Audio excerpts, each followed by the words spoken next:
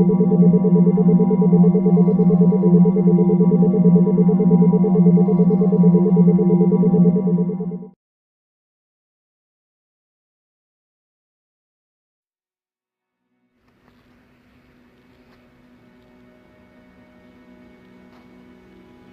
you ever gone to a medium? Were you happy with your answers you received, or was it just a bunch of hokum? Christine Alexander responds, yes, I have in November of 2003 after filing for divorce from a very abusive, mean child, beating wife, beating bully, husband number 2. Noticed the ad in the local nickel ads and decided to go.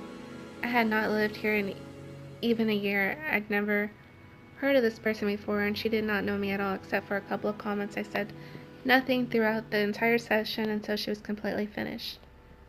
I live in eastern Washington State and am from Oregon. She asked me if I was from Oregon.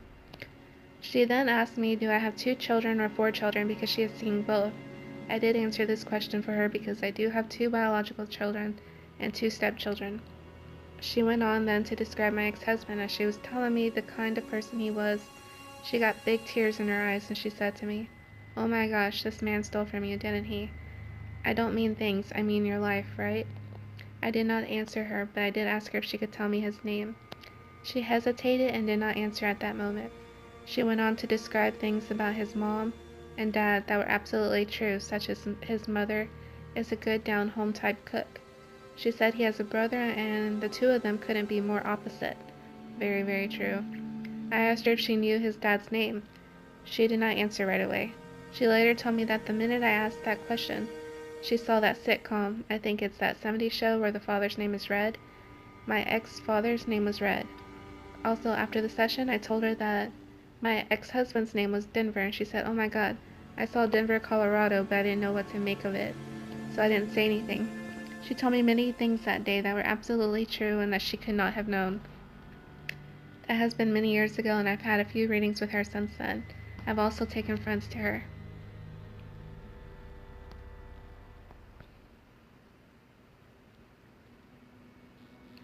One of the things she told me after my first husband passed away was that he left something for you, which at the time I had no clue of anything that he would leave to me because he owed nothing.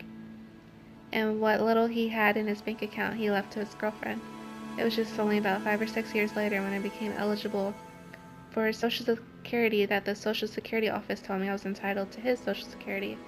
Another interesting thing she said, when my friend John went to her, she told John that the little girl living down the street from him was named Michaela, and that Michaela plays in the street all the time and to watch her carefully, because there's a man up the street who lives directly across from John, whom he should be concerned about.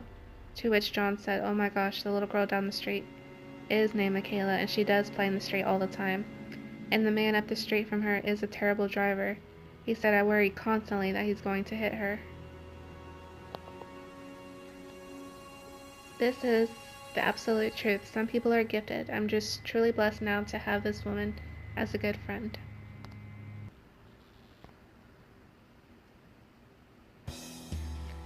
Krista Stora answers, my ex-mother-in-law has a friend that was psychic. She believed everything Daphne said 100%. Daphne was always right. After my ex-husband proposed to me, my ex-mother-in-law was so excited that she paid for a session for the both of us to see Daphne. I was 100% skeptical, but I went so as to please my mother-in-law to be. We went to Daphne's house. It smelled like an ashtray that had never been cleaned. Daphne smoked at least a pack a day. We were led into her reading room, which doubled as her kitchen. She sat us down on folding chairs and lit some candles on her collapsible card table. She began the reading by asking for hands.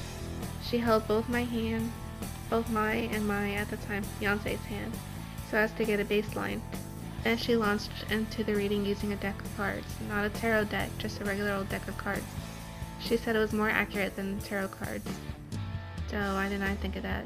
She talked with us for a full hour, making a lot of predictions like, we would be married in exactly 4 months from the time of our reading. We would be married until he perished from old age. We would give birth to twins, a boy and a girl. We would be the envy of all of our friends for having such a fairy tale marriage. It all sounded wonderful at the time. Married forever, twins, and being the envy of all our friends. Sweet! Only problems.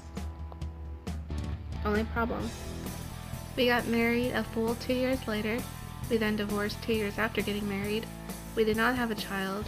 I got pregnant but miscarried at 9.5 weeks. We fought constantly. We were the envy of no one. She recorded the entire session on a cassette tape that we stored somewhere.